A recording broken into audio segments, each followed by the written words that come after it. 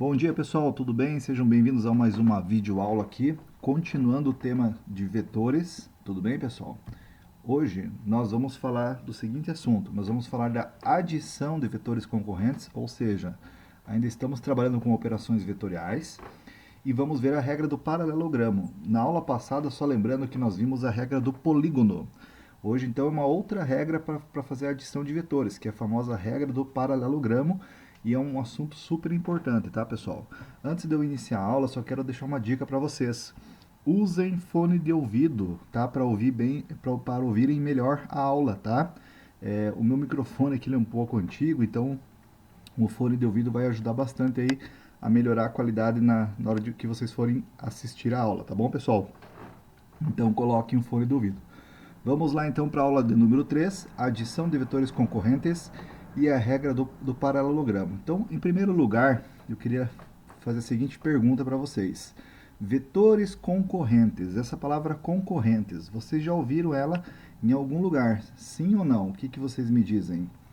A palavra concorrente, vocês devem estar pensando, concorrente, eu já ouvi sim.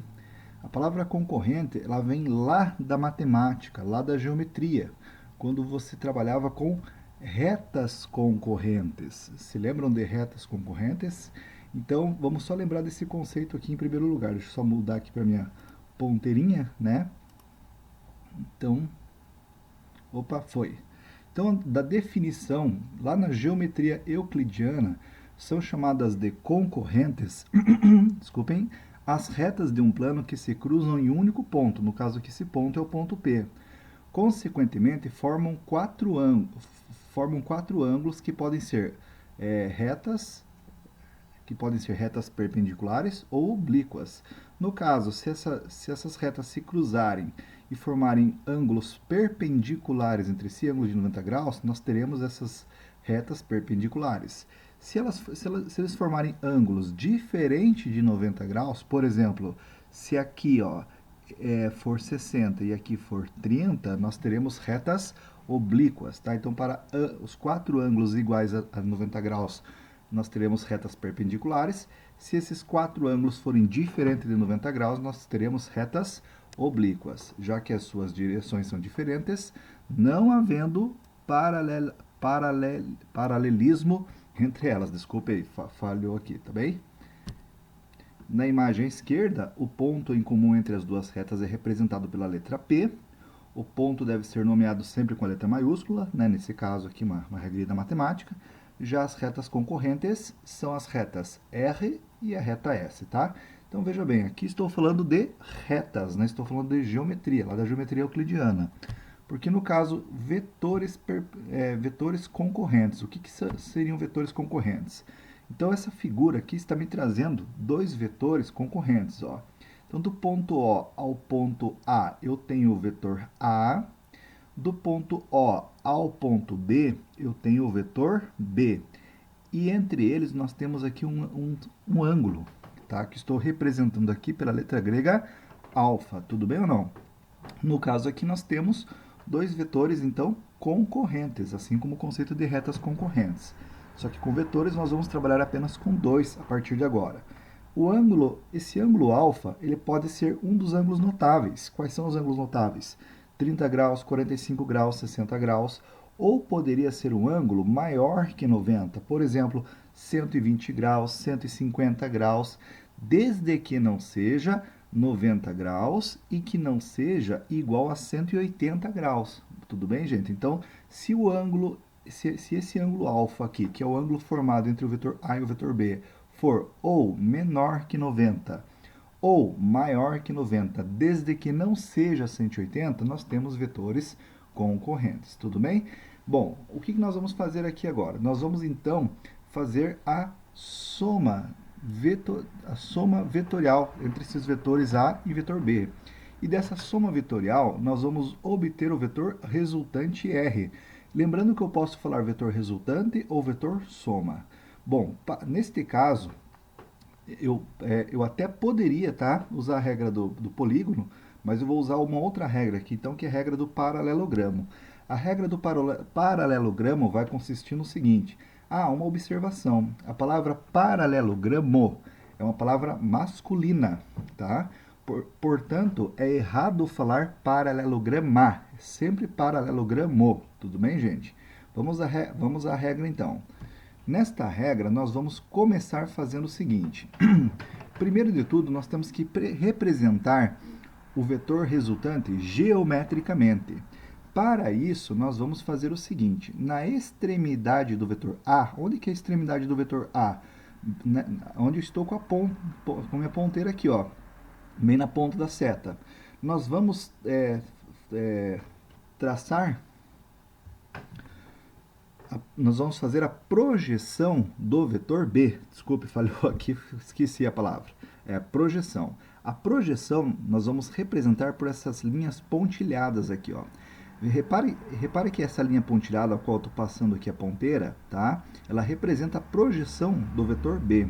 O que é a projeção? A projeção é nós redesenharmos o vetor B aqui, ó, perfeitamente como ele está lá embaixo. Ou seja, repare que o vetor B está na horizontal. A minha projeção também está na horizontal. A minha projeção ela vai ter o mesmo sentido e o mesmo tamanho do vetor B. Tá certo? Então, se eu pegar uma reguinha e medir aqui embaixo, eu vou ver que essa mesma medida ela representa é aqui de cima, tá? Então, é o seguinte, na extremidade do vetor A, eu faço a projeção do vetor B, e na extremidade do vetor B, eu farei a projeção do vetor A. Ou seja, tá vendo como o vetor A ele está na diagonal? A projeção deverá apontar na diagonal. E com isso eu vou formar essa figura aqui, ó. Essa figura é um paralelogramo lá na matemática, por isso, regra do paralelogramo. Certo até aqui, moçada? Importante, a projeção, ela sempre deverá ser feita usando linhas pontilhadas, para nós separarmos, né, o que é vetor do que é projeção. Feito essa projeção, então, novamente, na extremidade do vetor A, eu faço a projeção do vetor B, na extremidade do vetor B, eu faço a projeção do vetor A. Agora, nós vamos traçar o vetor resultante. Como que nós vamos traçar esse vetor resultante? Eu vou fazer aqui com a minha canetinha, mas ali na frente tem uma figura melhor, tá?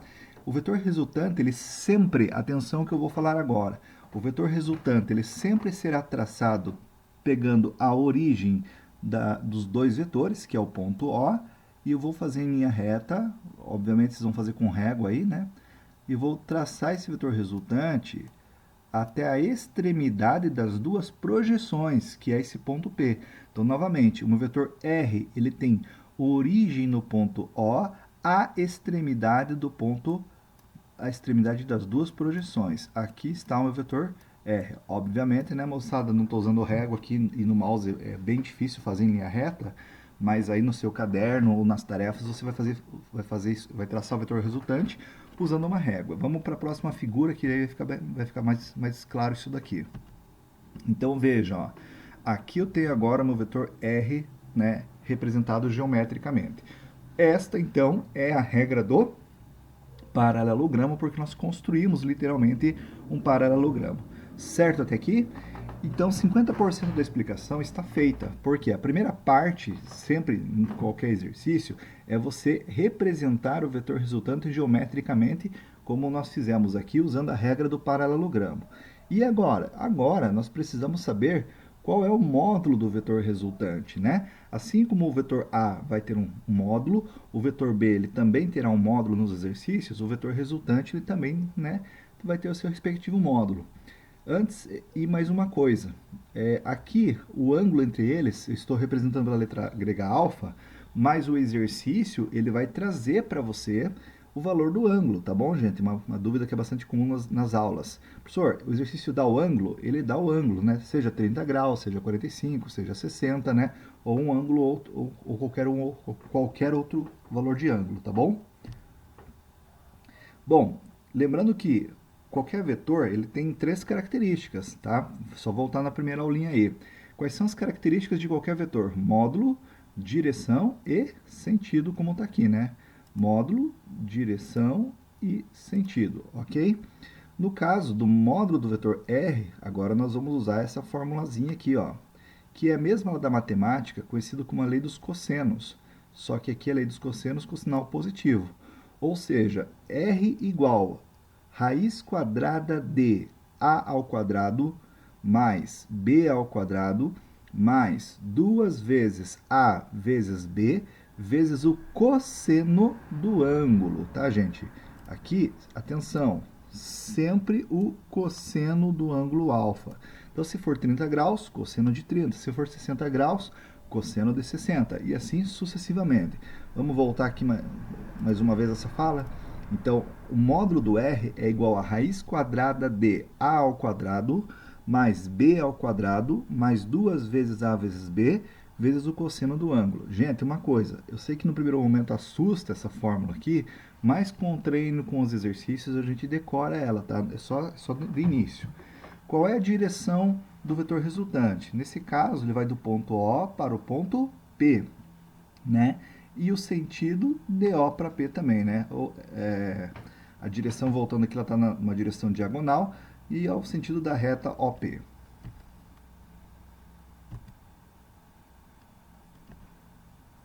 Bom, vamos fazer, tá, um exemplo juntos aqui, que seria o exemplo que eu faria no quadro se nós estivéssemos nas aulas presenciais. Então, o exemplo diz o seguinte: determinar o módulo do vetor soma de dois vetores, né, que formam entre si um ângulo de 60 graus. Então, veja, ele está dando o ângulo aqui, ó, certo? Então, vamos precisar saber o ângulo de 60 graus, cujos módulos valem 6 metros e 8 metros. Ou seja, o que é esses 6 metros e 8 metros? É o valor de cada um dos vetores. Ou seja, aqui, tanto faz, a gente pode chamar o vetor A de 6 e o vetor B de 8, ou o vetor B de 6 e o A de 8, né? Tanto faz, mas vamos seguir a ordem aqui. Então, quais são os dados que nós temos até esse instante? Nós temos que o módulo do A é igual a 6 metros, e o módulo do B é igual a 8 metros, e o ângulo alfa é de 60 graus. Ah, observação, ele não deu o desenho nesse exercício. Tem exercício que ele vai trazer o desenho para você. Nesse caso, ele não deu esse desenho, certo?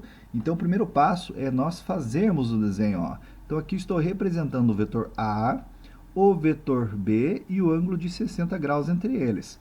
Eu já fiz aqui, né, a regra do paralelogramo, ou seja, na extremidade do vetor A, eu fiz a projeção do vetor B. Na extremidade do vetor B, eu fiz a projeção do vetor A e tracei o vetor resultante da origem dos dois vetores até a extremidade das duas projeções.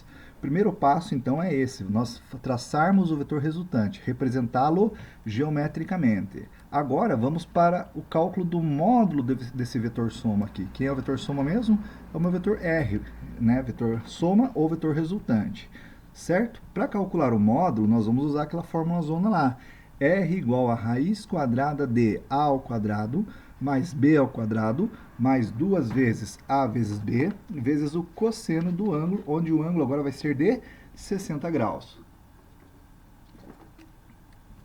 Substituindo, nós teremos o seguinte: R igual raiz quadrada de, então A vale 6, 6 ao quadrado mais B vale 8. Ou seja, onde tem A nessa fórmula, nós vamos trocar por 6. Onde tem B nessa fórmula, nós vamos trocar por 8. Continuando, mais 2 vezes 6 vezes 8, vezes o cosseno de 60. Gente, nós precisamos agora lembrar qual é o cosseno de 60. Qual é o cosseno de 60? 1/2, certo? O cosseno de 60 vale 1/2. Então, ó, tirei cosseno de 60 e no lugar pus 1/2. E aqui eu já resolvi. 6 ao quadrado, 36, mais 8 ao quadrado, 64, mais 2 vezes 6 vezes 8 vai dar 96. Faça aí na sua calculadora para você conferir. Vezes 1/2, certo? O que eu vou fazer agora? Agora eu vou multiplicar o 96 pelo 2, que vai dar 48. Aqui vai dar 48, certo? 36 mais 64 vai dar 100. 100 mais 48 vai dar R igual raiz de 148. Gente, chegou nessa raiz de 148. Pergunta, é uma raiz exata? Se fosse uma raiz exata, por exemplo, bem simples aqui, raiz quadrada de 100, você ia resolver a raiz exata, R igual a 10, mas não é uma raiz exata. Então, o que nós temos que fazer com essa raiz exata? Esqueça esse resultado aqui um pouquinho, tá? Nós temos que fazer o seguinte: toda vez que não der uma raiz exata, Nós teremos que fazer a fatoração, como está aqui do lado. Então, vamos fazer a fatoração. Lembrando que aqui na fatoração nós vamos usar os fatores primos. Façam comigo lá. 148 divididos por 2 dá 74, que divididos por 2 dá 37. Como o 37 é um número primo, vai dar 37, só dá por ele mesmo, que vai dar 1. Bom, por ser uma raiz quadrada, lembra que aqui é um quadrado, certo? Então, a cada dois termos iguais, você vai pegar 1. Então, desses dois eu pego 1, que veio aqui, ó. Ok? Como o 37 sobrou, sempre quem sobra volta para dentro da raiz. Então, olha o 37 aqui, ó, voltando para a raiz. Por isso, a fatoração do 148 será igual a 2 raiz de 37 metros, que é a nossa resposta final. R igual a 2 raiz de 37 metros. Então, veja, nós representamos o vetor resultante geometricamente e obtivemos, né, o seu módulo, tá certo? É isso que eu vou querer que vocês façam nos exercícios. Já aproveitando a aula, vamos agora falar de adição de dois vetores perpendiculares. Então, a letra A era a adição de vetores concorrentes, a letra B é a adição de dois vetores perpendiculares. Gente, o que significa perpendiculares? Falar perpendicular, falar ortogonal ou falar ângulo reto é a mesma coisa. Ou seja, vetores perpendiculares são vetores que formam entre si um ângulo de 90 graus. Não esqueçam disso. Então, agora o ângulo é igual a 90 graus. Lá em vetores concorrentes, lembra que na minha fala eu disse que o ângulo deveria ser diferente de 90? Agora o ângulo será igual a 90. Então, aqui estou representando o vetor A e o vetor B, formando entre si um ângulo de 90. E nós vamos também, pelo método do paralelogramo, pela regra ou método do paralelogramo, obter o vetor resultante. Então, mais uma vez, na extremidade do vetor A eu faço a projeção do vetor B, e na extremidade do vetor B eu faço a projeção do vetor A. E vou traçar o vetor resultante, como ele está aqui, ó, certo? Com a origem na origem dos dois vetores e extremidade na extremidade das duas projeções. Gente, quando eu tracei esse vetor resultante, já que o meu vetor A e o vetor B são perpendiculares entre si, concordam que se eu pegar aqui, ó, esse cantinho, por exemplo, eu também não tenho aqui um ângulo de 90 graus? Eu tenho. E aqui eu não construí um triângulo retângulo, né? Pegando o vetor A, olha o vetor, a projeção do vetor A aqui, ó, né? Aqui eu tenho a projeção do vetor A. Como é ruim desenhar nesse mouse, mas vamos tentando. O vetor B e o vetor resultante. Ou seja, aqui eu tenho o seguinte, eu tenho os dois catetos de um triângulo retângulo, né? E o R equivale à hipotenusa. Gente, se eu tenho e quero calcular a hipotenusa e tenho os dois catetos, eu vou usar o teorema de Pitágoras. Portanto, sempre que forem vetores perpendiculares entre si, teorema de Pitágoras. R igual a raiz quadrada de A ao quadrado mais B ao quadrado. Gente, o teorema de Pitágoras é o quadrado da hipotenusa igual a soma dos quadrados dos catetos. O quadrado da hipotenusa eu já passei aqui para o segundo membro em forma de raiz quadrada, certo?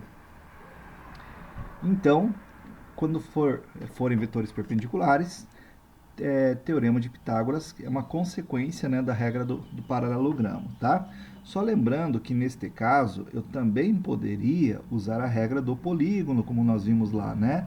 Ou seja, na extremidade do vetor A vou ligar ao vetor B e vou traçar o vetor resultante na origem do primeiro vetor, que é o vetor A, à extremidade do último vetor, que nesse caso é o vetor B.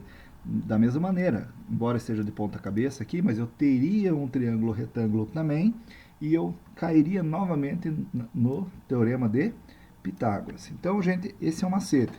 Falou em vetores perpendiculares entre si, sempre teorema de Pitágoras. Tudo bem?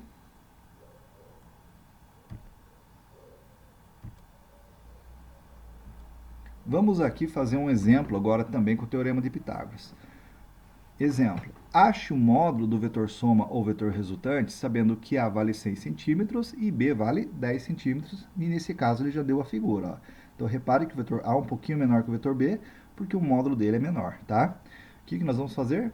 Pela figura, como nós temos o quê? Vetores perpendiculares entre si. Primeiramente, vamos determinar o vetor resultante, né, pela regra do paralelogramo. Aqui só organizando os dados, né, o módulo do A é 6 centímetros, o módulo do B é 10 centímetros, né? E aqui eu já fiz a regra do paralelogramo, né? E tracei o vetor resultante. Tudo bem, gente? Obtive um triângulo retângulo, consequentemente o meu R é a hipotenusa desse triângulo retângulo. Portanto, vamos para o teorema de Pitágoras. O quadrado da hipotenusa é igual à soma dos quadrados dos catetos, né? Aqui eu escrevi um pouquinho diferente da fórmula de trás, né? Ali atrás, só lembrando, eu tinha passado já a raiz quadrada aqui, certo? Mas não tem problema. Tanto faz você escrever R ao quadrado ou, né, passar esse quadrado em forma de raiz. Isso eu vou ter que fazer lá para frente. Aplicando no teorema de Pitágoras, R ao quadrado igual 6 ao quadrado mais 10 ao quadrado. 6 ao quadrado é 36, 10 ao quadrado é 100. Somando 100 com 36 e já passando o quadrado em forma de raiz, eu vou chegar em raiz de 136. Gente, esse é o ponto. E daí, professor, o que eu faço agora? Se é uma raiz exata, né? Raiz de 25 é 5. Resolve a raiz, tranquilamente.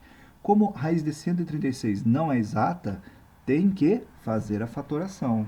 E a fatoração eu já fiz aqui para nós, ó. Então, 136 divide por 2, já que é um número par, dá 68. Como é par, continua dividindo por 2. 68 por 2 dá 34. 34 por 2 dá 17. Como o 17 é número primo, só dá por ele mesmo. 17 por 17 dá 1. Gente, lembrando que chegou no 1, acabou a conta, certo?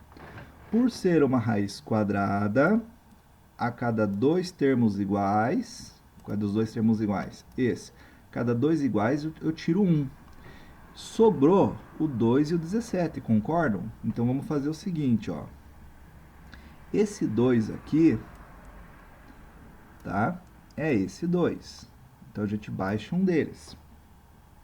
O 2 e o 17 aqui que sobraram, eles vão voltar aqui para dentro da raiz, ó.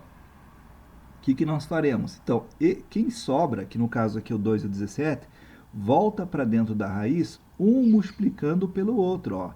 Então, multiplica esse 2 pelo 17, que vai dar 34. Ou seja, o resultado da fatoração é 2 raiz de 34. Portanto, a resposta final ficará R igual a 2 raiz de 34 centímetros. Gente, então, para finalizar aqui a fala, tá? Na prova, eu vou querer que vocês sempre façam isso. Vão representar o vetor resultante pela regra do paralelogramo geometricamente e depois calcular o seu módulo. No final, você vai cair numa raiz. Se a raiz for exata, resolve ela, beleza? Mas se não for uma raiz exata, você vai ter que fazer a fatoração, como eu fiz nesses dois exemplos. Gente, tudo bem até aqui? Então, para essa aula, tá? Foi isso que eu programei por enquanto. Eu dividi para não ficar uma aula tão extensa, tá? Então, nessa aula aqui, nós vimos os dois casos de regra do paralelogramo. Gente, tenham um bom dia. Muito obrigado pela aula. E qualquer dúvida, estou à disposição. Um abração a todos. Tchau!